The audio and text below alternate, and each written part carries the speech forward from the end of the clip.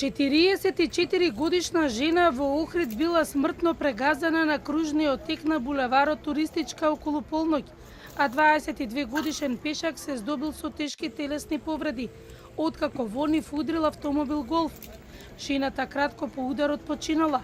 Во крајно тешка прострирана општа состојба, во коматозна состојба, при што нашата екипа, дежурниот анестезиолог и травматолог, констатирале проширени зенеци, неприсуство на срцева акција и дишење.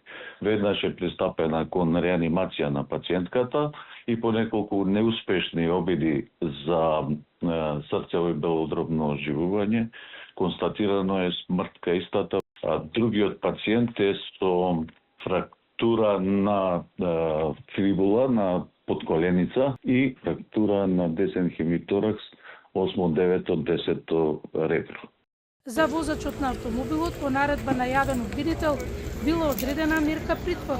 Несреќата се случила кај булеварот Туристичка, кога возачот на автомобилот изгубил контрола, преминал преку кружниот тек, излетал од коловозот на спротивната лента и удрил во двајцата пешаци.